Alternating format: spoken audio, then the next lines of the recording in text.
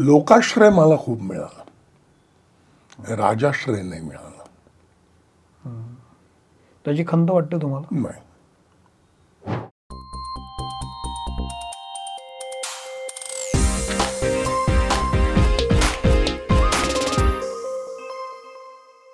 मग राजाश्रय मिळायला हवा होता ना इतकं काम केल्यावर? आत्ता असं वाटायला लागलं, तेव्हा नव्हतं वाटत. तेव्हा असं वाटायचं की लोकाश्रय बरा आहे. राजा काय आपल्याला कधी पण सांगेल उभा राहा, नाच. त्यापेक्षा लोक म्हणतात ते बरं आहे. मग आता राजाश्रय का महत्वाचं वाटतं तुम्हाला? खरं मोकळेपणानं सांगा. अरे आत्ता ना माझ्या पाठचे लोक पद्मश्री वगैरे घेऊन गेले आणि आम्ही इतकं करून सुद्धा काय नाही, असं आहे ना. आणि काय, मी आणि बायको आहे, दोघं असल्यामुळे. माझा भाऊ एक आहे, तो पण आता 60-65 वर्षाचा. बरं. पण मग कोण पुढे कोण आहे हा प्रश्न उरतो. मग इतक्या सगळ्या कामानंतर सुद्धा, मग हे थोडं व्यक्तिगत आहे पण विचारतो, मला तुमच्या वाटचालीबद्दल कमाल आदर आहे, पण मी विचारतो की इतक्या सगळ्या वाटचालीनंतर, इतकी कामं केल्यानंतर, इतका लोकाश्रय मिळाल्यानंतर एखाद्या अभिनेत्याला अशी चिंता सतावणं, हे या व्यवस्थेचं, यंत्रणेचं अपयश मानायचं? नाही, माझं दुर्दैव, व्यवस्थेचं नाही, हे माझं दुर्दैव आहे. त्यांना काय ब्लेम द्यायचं? ॲब्सोल्युटली नाही. काय करायला पाहिजे आता आम्ही, किंवा अशी वेळ येऊ नये म्हणून काय असायला पाहिजे? तुम्हाला जास्तीत जास्त कामातून कामं मिळायला पाहिजे? नाही, तसं नाही. काय करायला हवं आहे ना, याचं उत्तर नाही आहे सापडत मला. काही सापडत नाही. पण आता पद्मश्री मिळाली समजा, तर 50 पोलीस तरी येतील ना मला फेनरलला. एवढा विचार तुम्हाला करायची गरज नाही आहे, पण इतकी काही वेळ आलेली नाही आहे. म्हणजे पद्मश्री तुम्हाला मिळावाच आणि देवाकडे प्रार्थना आहे की तो मिळावा, पण तुम्ही काम इतकं करून ठेवलं आहे की लोकाश्रय मिळालेला आहे तुम्हाला, त्यामुळे तुम्ही त्याची चिंता करू नका. नमस्कार, मी सौमित्र बोटे, मित्रमणेमध्ये तुम्हा सगळ्यांचं स्वागत. आज आपले खास पाहुणे आहेत लिजंडरी कलाकार दीपक शिर्के. मी तुमचं मनपूर्वक स्वागत करतो सर. मला खूप छान वाटलं तुम्हाला स्टुडिओमध्ये बघून. दीपक शिर्के यांची वेगळी ओळख करून द्यायची गरज नाही आहे, तमाम महाराष्ट्राला हे व्यक्तिमत्व माहिती आहे.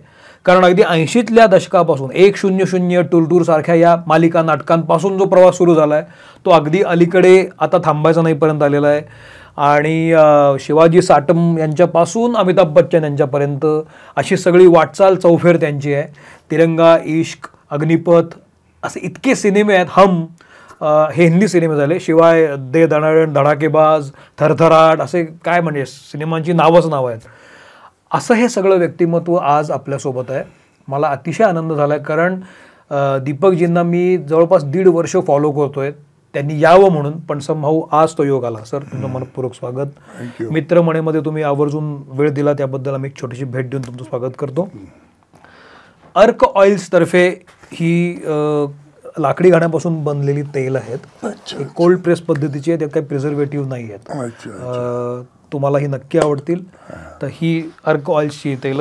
आणि नेत्रा इन्स्टंट मिल तर्फे ही इन्स्टंट मिल फूड्स आहेत, फक्त वाफवले की तयार होतात. तुमच्या गडबडीच्या, धावपळीच्या सगळ्या या जगण्यामध्ये हे निश्चित उपयोगी होईल. थँक्यू. तर नेत्रा इन्स्टंट मिल आणि अर्क ऑइल्स जर तुम्हाला ऑर्डर करायचं असेल किंवा त्याचा स्वाद घ्यायचा असेल तर डिस्क्रिप्शन बॉक्समध्ये या दोन्हीची लिंक आम्ही दिलेली आहे, तुम्ही तिथे जाऊ शकता आणि ऑर्डर करू शकता.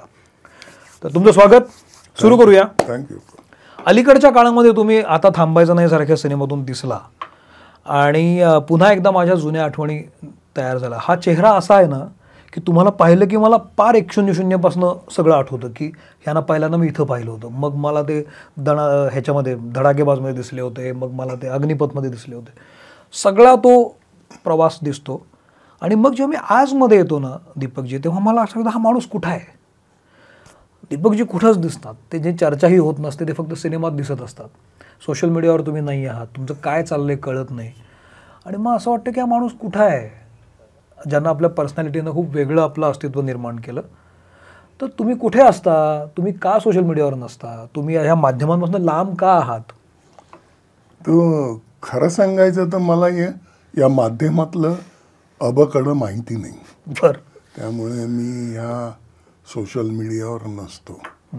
बरं, मी काय असं जज होऊन बसणाऱ्यातलं नाही, मी गुन्हेगार वाटतो. त्यामुळे मी जज होऊ शकत नाही. दुसरं म्हणजे मला असं पुढे पुढे करायला नाही आवडत, त्यामुळे मी पाठी असतो. बर. इंडस्ट्रीमध्ये वावरताना ज्या गोष्टी लोक टाळतात तो तुमचा स्वभाव आहे. म्हणजे इंडस्ट्रीमध्ये पुढं करतात, जास्तीत जास्त छान दिसण्याचा प्रयत्न करतात. तसं तुमचं दिसत नाही मला. तुम्हीच मान्य करता की मी गुन्हेगारासारखा दिसतो, मला विलनिश रोल येतात, मला पुढं करायला आवडत नाही. हा स्वभाव आधीपासून असेल तर मग इतकी मोठी वाटचाल कशी काय झाली? हा माझ्या भाग्याचा भाग आहे. कसं आहे की मी अग्निपथ पिक्चर केला तो मी कोणालाही सांगितलं नाही. मी कोल्हापुरात असायचो त्यावेळी मराठी फिल्मसाठी. माझे खूप मित्र इथे होते, रुईकर कॉलनी कोल्हापुरात. हां, तर तिथे मी असायचो त्यांच्याबरोबर. तर कोणालाच सांगितलं नाही. फक्त मला लक्षा म्हणाला की उद्या तुझा पिक्चर रिलीज होतोय ना, सकाळी लवकर उठ आणि महालक्ष्मीच्या काकड आरतीचं दर्शन घे आणि ते पाणी बिणी उडवतात तिच्या ह्याच्या, तर ते जरा बघ. तर मी उठलो आणि गेलो दर्शनाला. ते बघितलं, मी पुढे उभा राहिलो, ते पाणी उडलं तर प्रचंड माझ्या अंगावर जास्त उडलं. बरं. म्हटलं प्रसन्न झालो बस. आणि इकडे आल्यावर रिलीज होता ना दुसऱ्या दिवशी, म्हणून लक्ष मला म्हणाला होता की रिलीज आहे तर जा. दुसऱ्या दिवशी मला फोन, तेव्हा फोन म्हणजे मोबाईल नव्हते, बरोबर, ते लँडलाईन हॉटेलमधले त्याचे फोन की ये, अरे काय तू सांगितलं नाहीस? म्हटलं काय? अरे तू अग्निपथमध्ये आहेस? म्हटलं हो. अरे काय सांगायचं तरी? म्हटलं का? अरे तुझं बघितलं व्यक्तिमत्व, तुझं नाव बघितलं, आमच्या डोळ्यात पाणी आलं. म्हटलं हा फीडबॅक चांगला आहे. आणि ते पण कोल्हापूरकरच्या माझ्या मित्रांकडनं. बरं. आणि मग नंतर बाहेरनं पण कळायला लागलं की तू छान काम केलंयस वगैरे वगैरे. पण तुम्ही अग्निपथ मध्ये काम करताय हे का नाही सांगितलं कोणाला? कदाचित मी एडिट झालो, कदाचित मी गमजा मारले, मी हे केलं ते केलं आणि एडिट झालो तर ठुस झालं असतं ना मला, म्हणून नाही सांगितलं. मग लक्षाला कसं माहिती? त्यांनाच फक्त त्याला माहिती होतं? हा, त्याला माहिती होतं. त्याला मी सांगितलं होतं की करतोय रे एक पिक्चर. तो मित्र होता माझा, तर कर. आणि त्याला माहिती होतं आता रिलीज होतोय. पण मी त्याच्या गमजा नाही मारल्या की मी केलंय हे केलंय, त्यामुळे चर्चा नाही झाली कुठे आपापसात. त्यामुळे शांत. तुमची निवड कशी झाली अग्निपथ मध्ये? 100 बघून. अहो, त्या पिरियडमध्ये 100 हिट होतं. हिट होतं. 100 मला प्रचंड दरवाजे उघडले, म्हणजे आमचे सर्व इंडस्ट्री मधले. तर मुकुल आनंद, त्याला मी एक पूर्वी दादा होता वर्धा राजन, त्याचे फीचर्स आणि माझे फीचर्स जुळल्यासारखे वाटले, म्हणून त्यांनी घेतला. बरं, मला माहिती नाही, मी 100 शूटिंग करत होतो स्वातंत्र्यवीर सावरकर स्मारकात. अच्छा, दादरला. हा, दादरला. त्याचं नाव कॅडल रोड आहे, पण तो सावरकरच मार्ग आहे तो. तर तिथे यश जोहर आला आणि त्यांनी मला बोलवलं, आप दीपक शिर्केजी आहे क्या? बोललो हाँ. बरं, हा मला कोण आहे माहिती ना? हाँ, तो मैं एक फिल्म बना रहा हूँ जिसमें मुकुल आनंद डायरेक्ट कर रहे हैं, अमिताभ बच्चन है, मिथुन है, आपके लिए एक रोल है, क्या आप करोगे? बोला हाँ, रोल करूँगा, उसमें क्या. तो आप प्लीज मिल सकते हैं मुकुल आनंद जी से, तो इस होटल में बैठे हैं. तो बोला देखो, मेरी आज की डेट इनके पास है, तो मैं ये छोड़ के नहीं, मैं रात को इनका खत्म को मिलने मैं वहाँ पे जाता आता होता, देखिए जरा. हा ठीक आहे. तो निघून गेला. माझ्या पाठी बबन आणि बीपी. क्या क्या है रे, क्या हुआ? बोलो क्या हुआ क्या? वो पूछ रहे थे फिल्म में काम करेंगे क्या. तो क्या बोला तू? मैंने कुछ नहीं बोला हूँ, अमिताभ बच्चन है ऐसा वैसा. अरे तेरे को मालूम है क्या एडिया, वो यश जोर है इंडस्ट्री का एस किंग. एस हो, एस मैन, एस एस. वो तेरे को मिलने आया है. क्या बोला? बोला मुकुल आनंद वहाँ बैठा है होटल में, सी रॉक में बैठा है. तू जा जल्दी जा. बोला रे तेरे पास डेट है. मेरी डेट की चिंता मत कर, तू जा मिल के आ.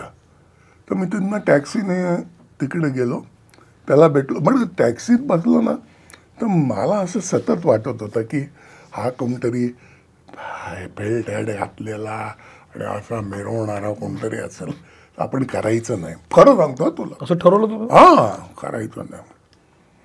तिथे गेलो, बघितलं तर आपल्यासारखा शर्ट पॅन्ट घातलेला, हाव हाव करून हसत स्वागत करणार आणि खुले आम बोलणार, खुल्ला मोकळा ढाकळा आपला वाटला तो. हा असं आणि बोलत होता. त्यांनी मला स्टोरी नरेट केली, हे केले ते केले. फाइट 2 हीरो के साथ है, अमित जी के साथ है, मिथुन जी के साथ है, वो दोनों के साथ फाइट है, आप करोगे क्या?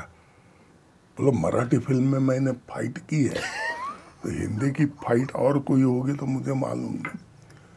तो बोलतो तुम्ही असं उत्तर दिलं? हाँ बोलतो करेंगे करेंगे हाँ करेंगे.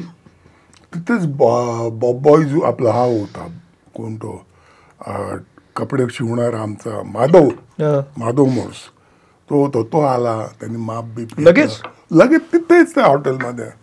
आणि खाली काही नाही, लुंगी फक्त सदराचं. गेलो, मला म्हणतो करेंगे आपण. हा बोलो करेंगे. मला तो आवडला माणूस, मुकुल हा करेंगे. आणि असा पिक्चर मी.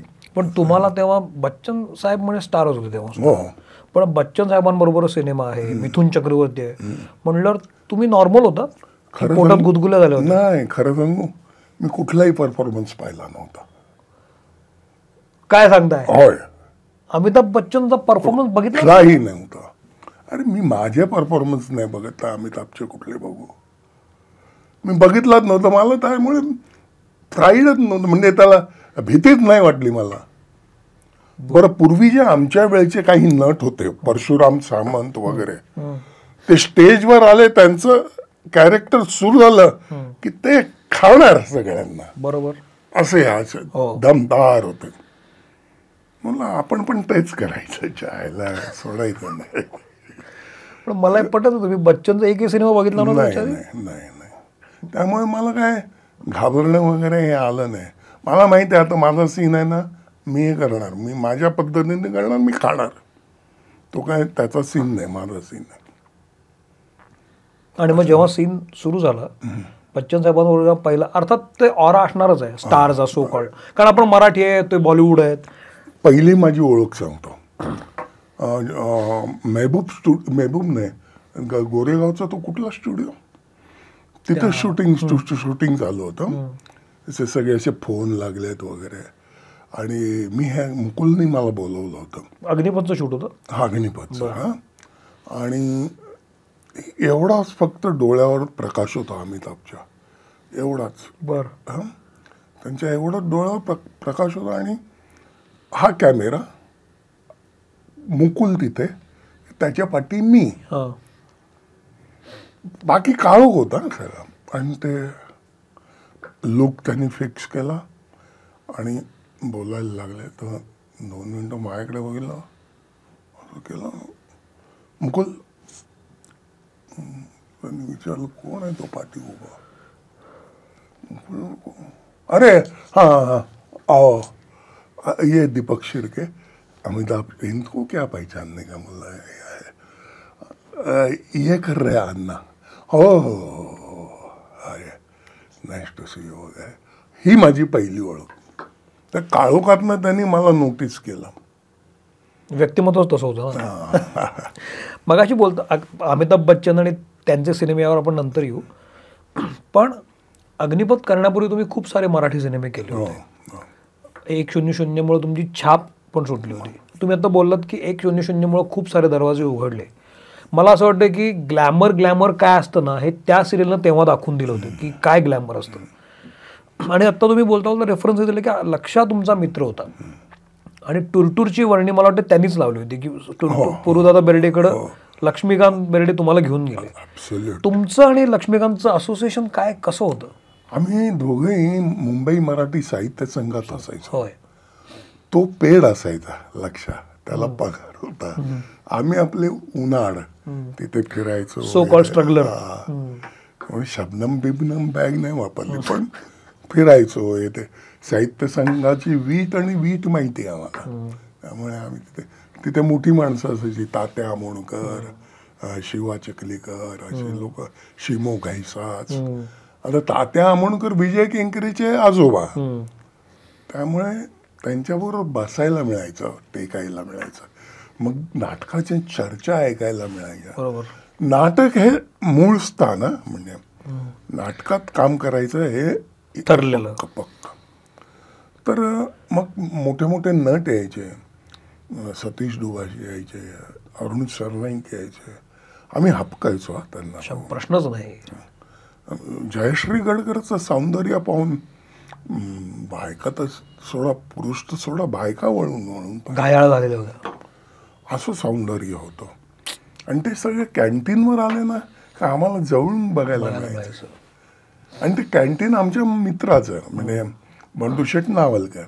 तर आम्ही कुठल्याही काउंटरवर उभं राहायचो, चहाच्या, कॉफीच्या, द्यायला, कोल्ड्रिंकच्या. क्रीम ऑडियन्स ना. हा. आणि मग खाणं पिणं हे ते सगळं. तर बऱ्याच लोकांचा गैरसमज झाला की मी चहा विकायचो. अच्छा. असा पण तसं नाहीये, तोही अभिनयच होता. पण तुम्ही जे आता हे म्हणत नाटक करायचं ठरलं होतं, फाउंडेशन होतं, पण तुमचं नाटकाचं काही बॅकग्राऊंड नाही. तुम्ही असेच गेला आणि तिथं तुम्हाला उचलून मॅकबेथचं काहीतरी चालली होती तालीम, तुम्हाला तिकडे घेऊन गेले आणि मग ह्याला घ्या. मग तुम्ही म्हणाल की मला छोटाच रोल दे वगैरे.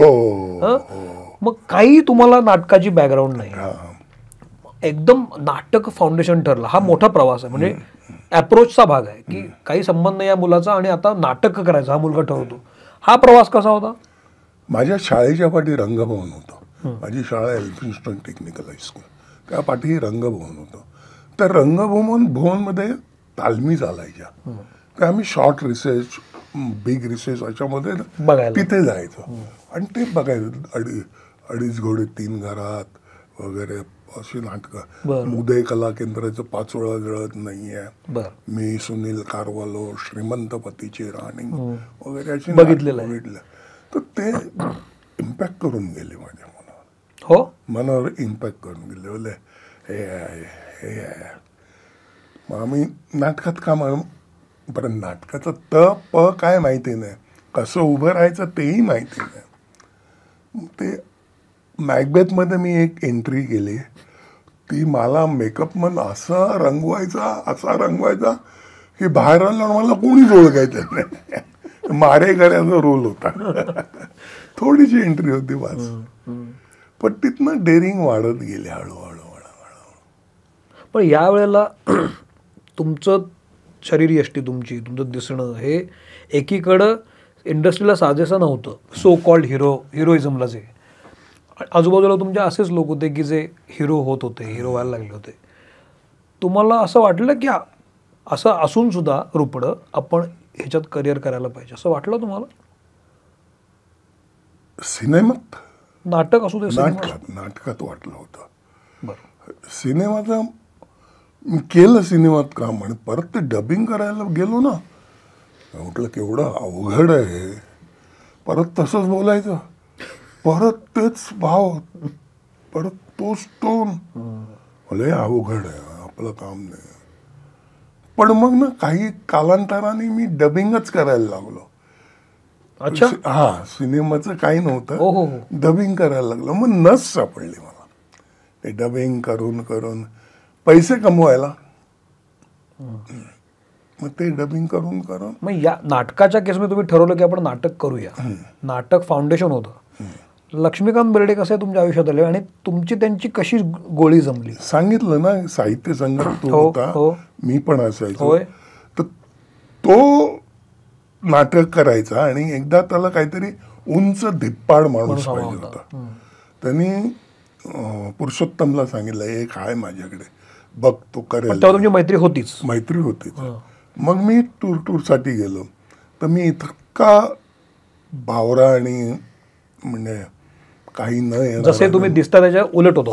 काही न येणार वगैरे, आणि काम कसं करेल हा, असं पुरुषोत्तमच्या डोक्यात, हा काय बाबा सगळे वाट लावेल असं चाललं. मला काढायचं पण ठरवलं होतं. पण लक्षा म्हणाल नाही रे, त्याला पॉलिश कर, एक्स्ट्रा तालीम घे आणि त्याला कर, तो होईल बरं. हळूहळू ते त्याच्या म्हणजे मर्यादेपेक्षा कमीच असेल, पण त्यांनी मला ॲक्सेप्ट केलं आणि मग मी प्रयोग केला. मग कालांतराने प्रयोग झाल्यावर ह्याच्या सगळ्यांशी रुळल्यावर मग थोडं खुललो. वा. 100 सिरियल कशी मिळाली तुम्हाला? एकदा शिवाजी मंदिरच्या खाली उभा होतो मी, टूरचे प्रयोग चालू होते. मंगेश कुलकर्णी आणि BP सिंग हे दोघं आले. तर मला मंगेश बोलतो त्याला, हे देख पोलीस, असली पोलीस लगता है, दे तेरे को चाहिए ना. हा चलेगा बोलता. असं झालं. मग 100 काय बदललं नेमकं? तुम्ही म्हणालात की त्यांनी खूप दरवाजे ओपन केले. ते दिवस कसे होते? मी पूर्वी माझा 1980 साली आक्रोश नावाचा पिक्चर आला, नीलानींचा, गोविंद निहलाणी. खरा मी फाईंड आहे गोविंद निहलाणीचा. तर त्यांनी मला पहिला ब्रेक दिला. तो मेट्रोला लागला, माझ्या शाळेच्या समोर मेट्रो. खूप आनंद झाला. पण मला कोणी ओळखलं नाही, कोणी म्हणजे काही पहिचान नाही असं. मला आपल्याला खूप काही करायचं आणखीन. तर ते 100 पुसलं. मला लोक नोटीस करायला लागले. आक्रोश मधलं काम तसं चांगलं होतं, पण 100 मुळे मला नोटीस व्हायला. तुम्ही घराघरात गेला ना TV मुळे. पण मग हे नोटीस केल्यानंतरचं जगणं कसं बदललं का तुमचं? म्हणजे प्रचंड लोक, म्हणजे बाजूच्या गल्लीतला एक माणूस आला कि चलो जरा साहब, मेरे बीबी को दम दो. बोलो क्यों? ओ मेरा सुनती नहीं, मेरे को खाना नहीं देती, आप दम दो, आप दम देंगे तो ठीक हो जाएगा. बोलो क्यों मैं दम दो? आप पुलिस वाले हैं? अरे बाबा मैं पुलिस वाला नहीं हूँ, मैं डुप्लिकेट पुलिस वाला, मैं दम बिम देता नहीं. असं किस्से व्हायला लागले. मला बाजूचे मुलीचं लग्न जमलं, दीपक शिर्केच्या बाजूची मुलगी, तिचं लग्न, ते बरं वाटायला लागलं. एखाद्या नटाला ना शेवटी प्रसिद्धीचं मोह असतो, त्यात काही चुकीचं पण नाही. पॉप्युलरिटी हवी असते. तुम्ही इतर नाटकांमध्ये काम करत होता, सिनेमांमध्ये काम केलं, पण 100 तुम्हाला पॉप्युलरिटी दिली. त्यानंतर दीपक शिर्के अभिनेता म्हणून काय फरक पडला त्याच्यामध्ये? त्याच्या राहणीमानामध्ये फरक पडला का? त्याला येणाऱ्या ऑफर्समध्ये फरक पडला का? राहणीमानात फरक नाही पडला. मी पहिल्यापासून कॉमन मॅन जसा राहतो तसं मला आवडतं राहायला. बरं. आता वागणुकीत पण तसं म्हणजे फरक नाही पडला. बऱ्यापैकी मोठे रोल केले मी, मोठे मोठे बॅनर केले, पण तसं काही वाटलं नाही. तिथनं काम करून मी मराठीत पण काम करत होतो ना, इंडस्ट्रीत, मराठी चित्रपट इंडस्ट्रीत. तर ते तसंच होतं ना, त्यामुळे माझ्यात फरक नव्हता काही. बरं. या सगळ्या प्रवासामध्ये तुम्ही जेव्हा हिंदी इंडस्ट्रीमध्ये जायचं ठरलं, मुळात मराठी इंडस्ट्री छोटी इंडस्ट्री, इथं आपुलकी जास्त आहे, आपल्या घरासारखं वाटतं, आपलीच माणसं वाटतात. करेक्ट. उलटं बॉलिवूड आहे, तिथं खूप प्रोफेशनलिझम आहे. हा फरक काय आहे? आहे ना. आता तिथे गेल्यावर सकाळी विचार, आप क्या खाएंगे सुबह सुबह, कुछ आप क्या खाएंगे, जो आप मंगाओ मैं खा लूँगा. तो आज मैं बैंड्रा से वहाँ से खाना मंगाता है. बस ठीक है. चेंबूरला शूटिंग आहे ना, झामा से स्वीट वो खाते हैं. चलो असं होतं. पण तेव्हा ते होतं, आता नाही आहे ते. बरं. अमिताभ बच्चन सुद्धा, शक्ती कपूर सुद्धा आहे ते मागून एकमेकांना विचारून खायचे. शक्ती कपूर तर माझ्या घरची चपाती आणि सुकट खायचं, त्याला ते आवडायची. कोल्हापूरचा ते सगळं तिखट. ते तसं होतं. मराठीत तसं नाही. मराठीत व्यवस्थित एकत्र जेवायला बसणार. मी जरा जास्त खातो म्हणून मला 2 वाट्या मटण, 1.5 भाकरी जास्त वगैरे असं होतं. यामध्ये हिंदीमध्ये तुमची मैत्री कोणाशी झाली? माझी मैत्री झाली अमिताभशी पण झाली, त्यांच्याशी झाली, डॅनी डंजोपाशी झाली, रणजितशी झाली, आणि मी आणि मिथुन आम्ही जवळजवळ 25 पिक्चर केले असतील. तो हिरो मी विलन, तर त्याच्याशी झाली. वा. असे मैत्रीचे काही किस्से सांगू शकाल का? डॅनी बरोबरचे किंवा मिथुन बरोबरचे. अमिताभ बच्चन बरोबरचा एक कॉन्ट्रोवर्सीचा एक किस्सा आहे, तो मी तो तिथं पण येणार आहे मी. पण असे काही किस्से आठवतात की मैत्री कुठं जुळली? कारण जनरली हे लोक सावरून असतात एकमेकाशी, कुणाला फार अंगाला लावून घेत नाही. त्यात ही मैत्री जुळली कशी? काही किस्से सांगू शकाल का? काही घडलेलं काही? एकदा तो मी हम पिक्चर मध्ये रडायचा सीन केला. मग माझ्या मुलाला वाचवा, मारू नका, डॅनीच्या पायाशी तुम्ही बचावलो मेरे बच्चे. तो एक रडायचा सीन केल्यावर डॅनी डंजोपा दुसऱ्याला म्हणाला, मला नाही, ओ अच्छा रोता भी आहे रे, अच्छा रोता भी आहे. तर तिथे ते जुळले सूर. बरं, रणजित आहे ना लाईव्ह आहे. तो नेहमी लाईव्ह राहतो. तर त्याचे जोक्स आणि हे ते मला तो आवडला, त्याच्याशी दोस्ती. मिथून तर आम्ही 25 पिक्चर केले, त्यामुळे त्याच्याशी दोस्ती स्वाभाविक होती. आता एक कॉन्ट्रोवर्शियल किस्सा म्हणजे तसंही नाही, छोटा पडदा आणि मोठा पडदा ह्याच्यातले. मी अग्निपथचं हमचं शूटिंग करत होतो. तिथे मुंबई दूरदर्शनची माणसं आली, मला म्हणाले आम्ही ना ते फुल खिले आहे गुलशन गुलशन परत रिवाइव करतोय आणि पहिला प्रेफरन्स अमिताभ बच्चनजींना देतोय. हो ठीक आहे, विचारा. मी गेलो. मुंबई दूरदर्शन के आदमी आए, फुल खिले गुलशन गुलशन के लिए पूछ रहे आपका पहला प्रेफरेंस दे रहे, तो आप करोगे क्या? डायरेक्ट खानदार हो दूसरे.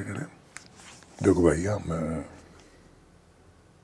छोटी फिल्म में अभी तक काम नहीं किया, छोटे पर्दे पर. छोटे पर्दे पर.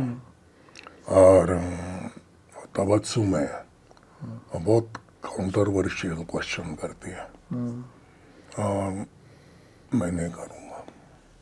ठीक आहे. असं मी त्यांना जाऊन सांगितलं की बाबा नाही ना. पण त्याच छोट्या पडद्यानी त्यांना किती दिलं. खरी गोष्ट आहे. मगाशी आम्ही गप्पा मारत होतो, कॉन्ट्रोवर्सीचा विषय आला. अर्थात ह्याचा काही या पॉडकास्टचा हेतू कॉन्ट्रोवर्सी क्रिएट करणं अजिबात नाही आहे. मला हे म्हणायचं की दीपक शिर्के माणूस घडला कसा. पण तुमच्या आयुष्यात कॉन्ट्रोवर्सी झाली आहे कधी? असं कुठल्या टप्प्यावर कॉन्ट्रोवर्सी आली आहे तुमच्या अंगात की काहीतरी बोललो आणि काहीतरी तिसरंच झालं असं काय? नाही, मला वाटत नाही, कारण तुम्ही तसं नव्हताच कधी. तुम्ही फार मितभाषीच आहात आणि फार बोलण्यात कशा अध्यात्मात नसता. गुड आहे. बच्चन साहेबांबरोबर तुम्ही वेगवेगळ्या टप्प्यांमध्ये काम केलेलं आहे. म्हणजे मुला हममध्ये केलं, मग अग्निपथ होता, हम होता, सरकार सिनेमाला ज्यामध्ये मुख्यमंत्री पण तुम्ही साकारलं. वेगवेगळ्या टप्प्यांवर आपणही बदलत जातो, माणसंही बदलत जातात.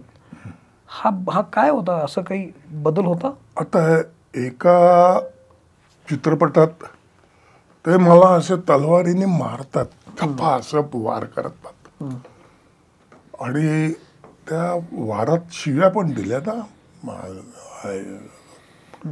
शॉर्टकट झालं, हो गालिया काढ दो, फक्त तो फोर्स ठेवला त्याने, बाकी गालिया काढ दो. मेलो मी त्याच्या. दुसऱ्या हम मध्ये तो मला वाचवायला येतो, अंगावर पडतं. त्यात पण बघा ते सगळे सामान अंगावर पडतं आणि एकटा अमिताभ येऊन उचलायला बघतो. शक्य नाही. मग मी माझ्यासारखा डॉन माणूस मेला नसता ना. मग ते वर्कर्स आले सगळे आणि मग त्याने उचलून मग बाजूला काढलं मला असं. तर त्यावेळेस त्याच्या बाहेमध्ये हो हो हो त्याच्या बाहूत होय होय मिठी मध्ये त्याच्या हातात गेला तुम्ही. हो. आता किती काउंटर व्हायचं तो एका पिक्चर मध्ये मला ठार मारतोय तलवारीने आणि एका पिक्चर मध्ये त्याच्या कुशीत मी मरतोय. असे पण किस्से झाले. त्यानंतर खूप काळानंतर तुम्ही सरकारमध्ये दिसला पण. हो. त्यानंतर आता बघ मुकुल आनंदची मैत्री झाली होती. तो मला म्हणाला, देख दीपक एक रोल है, अपन जमाते हैं, अभी ये खुदा गाँव में अपन जमाते हैं, करेंगे म्हणून करेंगे. तर तो काय रोल जमला नाही कारण ते मला पाहायला पण लागलं होतं त्या पिरियडमध्ये पण. बरं. आणि मग ते एकच 2-3 सीन राहिले. ते हिला पळवतात ना, काय ते हिरोईन श्रीदेवीला ते पळवतात आणि मग ते असेल तर तेवढं राहिलं. पण सरकारमध्ये रामू त्यांनी मला सांगितलं ना काय की रोल करायचं सांगितलं, हा असा रोल आहे तसा तसा. आणि एक दिवस मला येऊन म्हणतो, do you know you are main villain of this film. क्या बात कर रहा है. हाँ, आज का जो सीन शूट किया ना उसके बाद मैंने तय कर ली कि आप मेन विलन. अच्छा. मला हे कमालीचं आहे. तो तसा एक हे झाला पिक्चर. वा. या सगळ्या वाटचालीमध्ये तुम्ही आता ज्या पद्धतीनं सांगताय ना, एकातनं एक काम येत गेलं असं वाटतंय, पण हे इतकं सहज सोपं होतं की नाही? ही वाटचाल थोडी कठीण पण झाली होती मधल्या. नाही कठीण होतीच ना. काही वेळा नाटकं मग कमी झाली माझी कारण त्यांना वेळ देता येईना. मग ह्या चित्रपटात कसं आहे 15 दिवस इथे 4 दिवस तिथे असं, तर ते मी थोडी गॅप पण घ्यायचो. बरं. कॉन्स्टंट काम नाही केलं मी. हे माझा स्वतःचा एन्जॉय पण मला करायला पाहिजे. मग तसा मी वागलो थोडासा. पण मी कामं सोडली नाहीत. बरं. पण कुठे गेलो आजपर्यंत तुला सांगतो मी कुठे काम मागायला गेलो नाही. मला जी देवाने दिली आहेत ना तीच केली आहे. वा, किती छान आहे. या जनरली लोकांचं असं होतं की स्ट्रगल काय संपत नाही, पण मग काम मागायला न जाण्याचं मागचं कारण काय असेल असं वाटतं तुम्हाला? मला लाज वाटायची. आपण काम करतो आणि काम काय मागायचं. आपण खणखणीत आहोत तर मग काय काम मागायचं. बरं. लाज वाटायची. भीक मागितल्यासारखं वाटायचं. आई ग. म्हणून नाही. पण मग काम पिक्चर आला की तुमचं काम बघून तुमच्याकडे काम यायचं. यायचं. पण मग हळूहळू मराठीमधली कामं पण कमी झालेली तुमची. नंतर तुम्ही हिंदीत जास्त दिसायला. असं मराठी मुद्दाम कमी केलं होतं? नाही असं काही नाही. जो येईल त्याला पहिला प्रेफरन्स होतो माझ्याकडे. हे माझं तत्व होतं. मग तो कोणी असेल. पण त्या पिरियडमध्ये मी नंतर ना हिंदीत पण कमी झाले. मग मी मल्याळी केलं, तुल्लू केलं, कानडी केलं, पंजाबी केलं, गुजराती केलं, भोजपुरी केलं, छत्तीसगडी केलं. एवढं या सगळ्यामध्ये तुम्हाला कुठली इंडस्ट्री आवडली? मला आपली मराठी. खरं सांगा, उगीच नाही मराठीच आवडली. माझी कारण का? आपुलकी, एकमेकाबद्दल तन्मयता, प्रेम, यासाठी.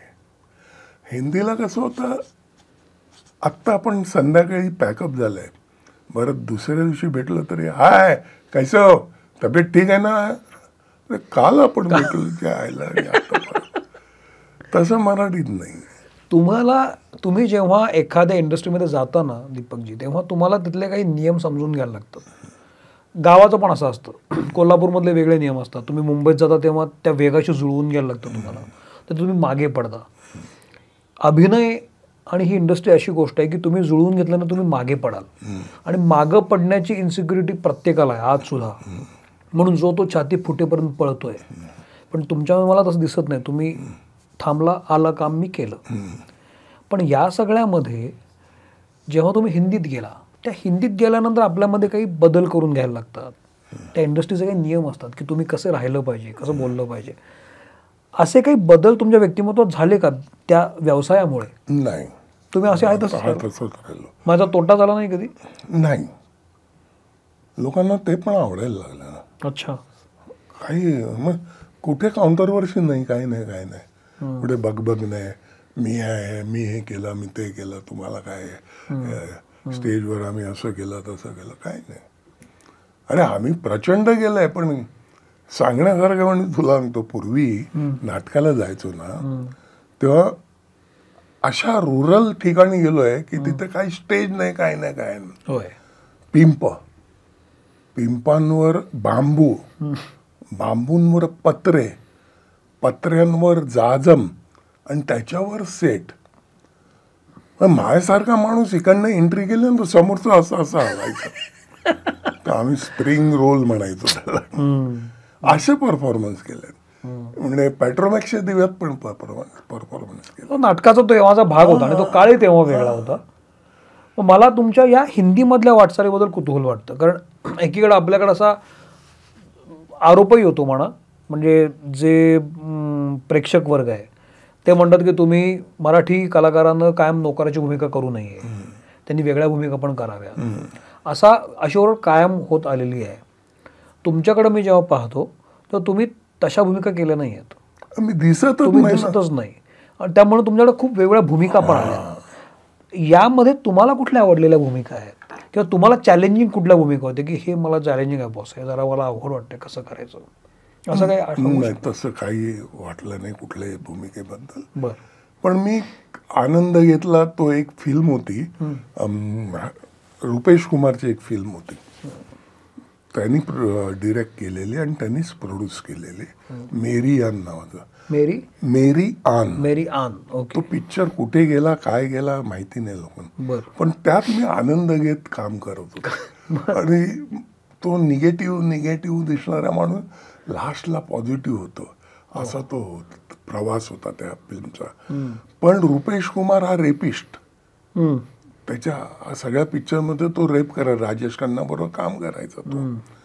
त्यामुळे त्यांनी बनवलेली फिल्म बघायला आलेले लोक, त्यांचा भ्रमनिरास झाला, त्याच्यात काही नव्हतं. त्यामुळे ते फिल्म गेली. तुम्हाला आपल्यावर असलेल्या छापाचा कंटाळा नाही कधी, की सतत लोक आपल्याला तशाच प्रकारच्या भूमिका? तसं नाही झालं ना. मला पोलिसाचाच ड्रेस घालायला लागला असतं ना.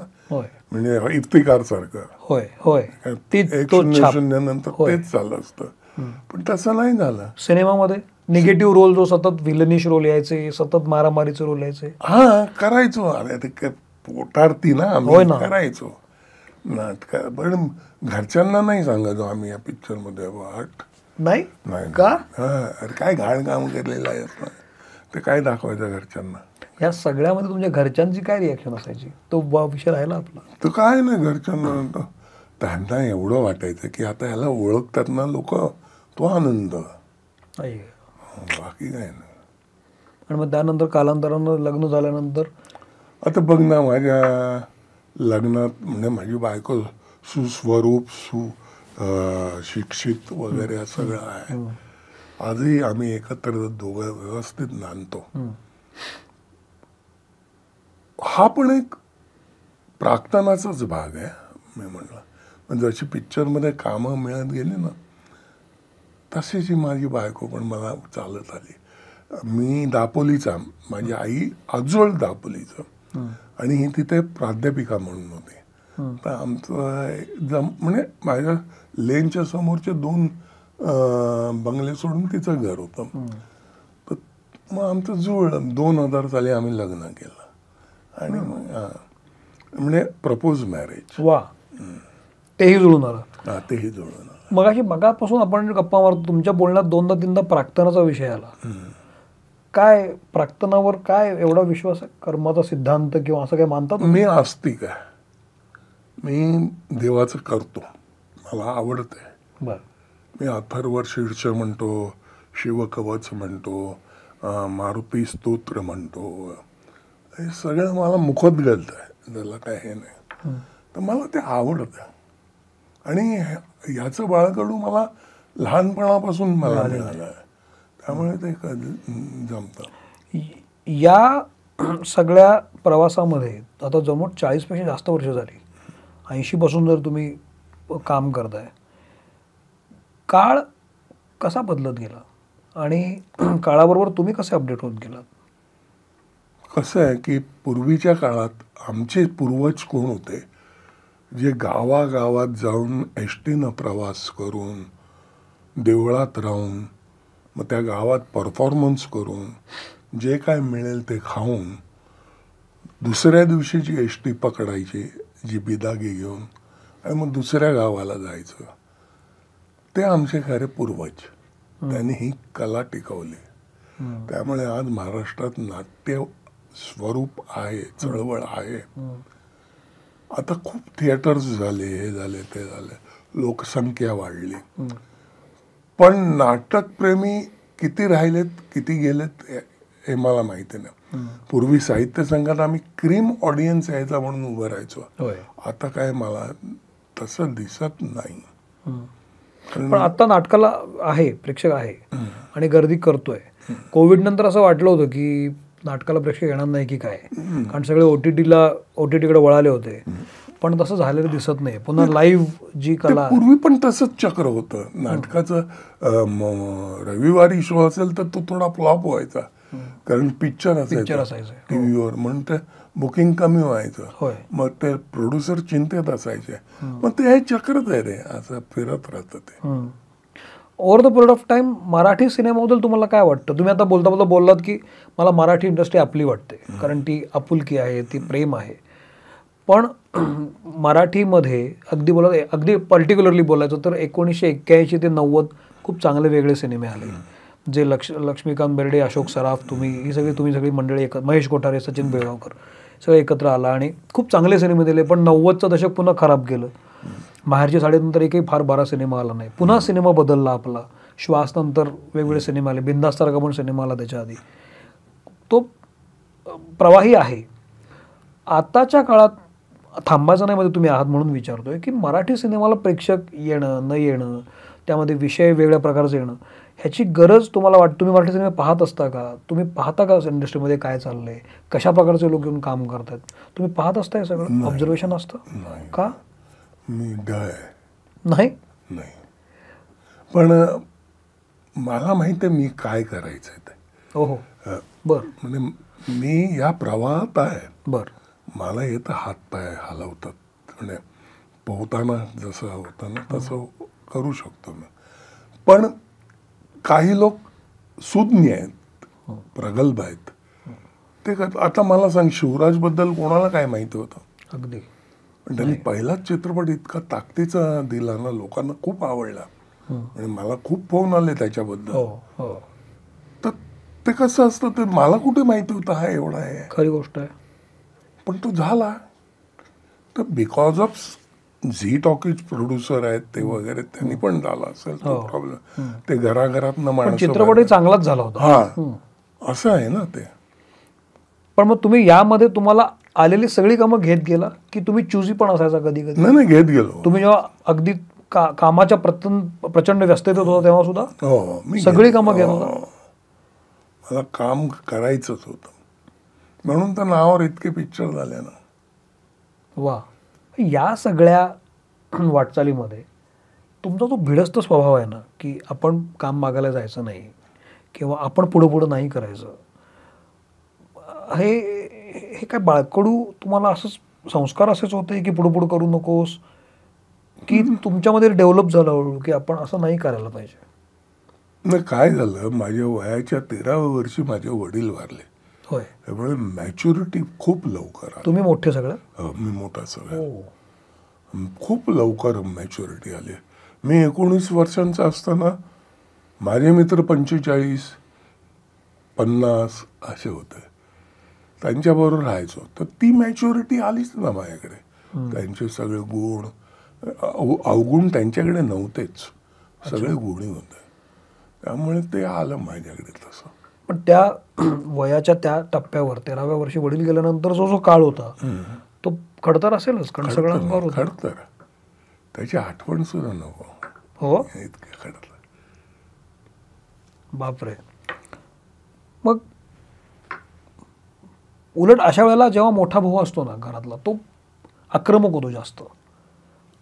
तसं झालं नाही तुम्ही आणखी म्हणजे अंडरग्राऊंड किंवा अंडररेटेड असंच राहत? असंच राहत होतो. बरं. म्हणजे कुठे सर्व्हिस करायची असं मनात सुद्धा नाही आलं. का? उलट जबाबदारी असेल ना सगळ्या फॅमिलीची. होते ना, पण नाही आलं. मला माहिती नाही का, मग निर्लज्ज असेल कदाचित. नाही, अशातला भाग नाही. कारण तुमचा फोर्स नाटकाकडे जास्त होता. हो, त्यावेळेला आईनं वगैरे परवानगी दिली होती नाटक कर म्हणून ते वगैरे? मला म्हणायचे, अरे नोकरी कर रे, काय आहे, सतत काहीतरी हातभार लाव. तर मग नोकरी मी म्हणत जपेन मी तुला, काळजी करू नको.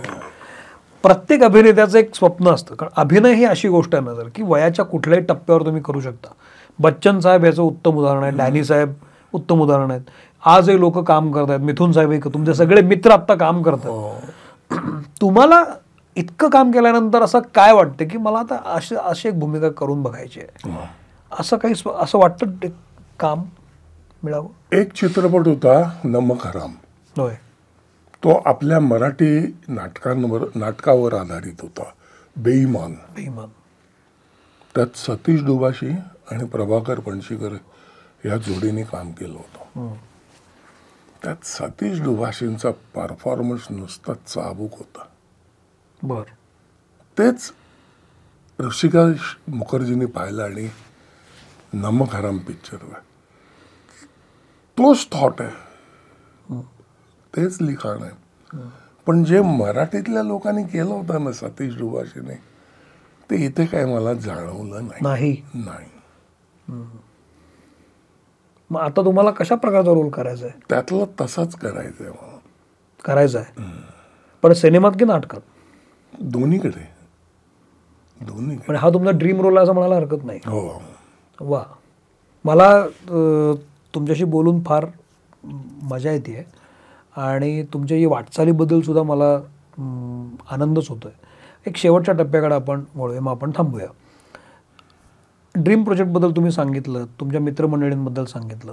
ही तरुण मंडळी जी काम करतात, हिंदी असू दे माराठी असू दे, जे कलाकार आता बाहेरून धडका मारतात मुंबईमध्ये काम करण्यासाठी, त्यांनी आत्ता या सगळ्या स्पर्धेमध्ये काय गुण आत्मसात करून काम केलं पाहिजे, कुठल्या गोष्टी ध्यानात ठेवून इंडस्ट्रीत आलं पाहिजे, काय सांगू शकाल तुम्ही?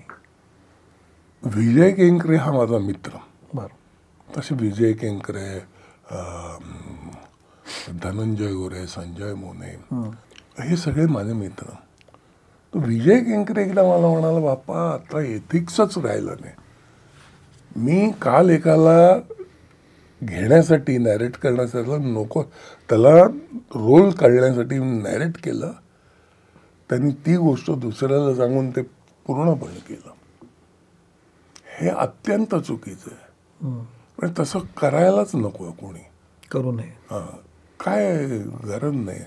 पण ते स्वयंभू नाही आहेत, म्हणजे त्याचा अर्थ ते उचलेच आहेत. तो थॉट उचलून दुसऱ्याला देणं आणि त्यांनी ते करणं चुकीचं आहे ना. मग त्यांनी केलेली मेहनत फुकट जाते. आणि जे कलाकार इंडस्ट्रीमध्ये आता नशीब आजोमाला येत आहेत, त्यांच्यासाठी काय सांगू शकाल की त्यांनी काय गोष्टी ठरवल्या पाहिजे इंडस्ट्रीत यायचं असेल तर? काय गोष्टी असायला लागतात तुमच्यात? एथिक्स असे आहेत त्याचे की तुम्ही एका नाटकासाठी जर वेळ दिलात तर दुसरं नाटक घेताना सांभाळून घ्यायचं.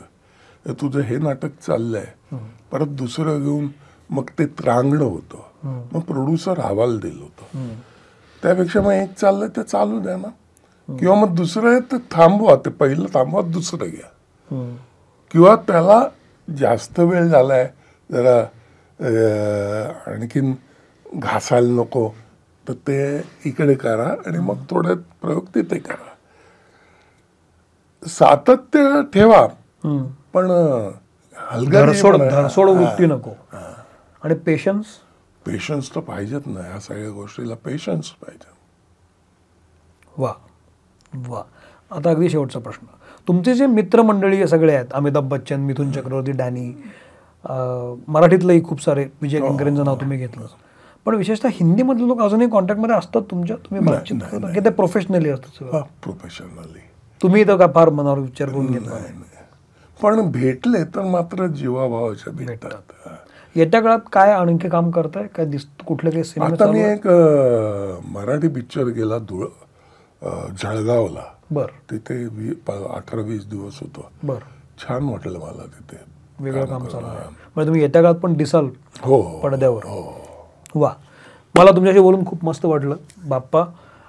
तुमची वाटचाल तर ऐकायला मिळालीच, पण त्याबरोबरच तुमचा स्वभावही समजला, आणि जो फार महत्त्वाचा वाटतो. खरं तर इंडस्ट्रीच्या अगदी उलट स्वभाव आहे तुमचा, तरी कसं काय तुम्ही टिकलात तुम्हाला प्राक्तनच असणार आहे ते. पण तुमचे खूप आभार. दीपक शिर्के अर्थात बाप्पा यांचा एपिसोड कसा वाटला मला जरूर सांगा. त्यांचं काम आपण पाहतो, पण त्या मागचा माणूस कसा आहे हे सांगण्याचा हा उद्देश होता. इथं थांबतो मी.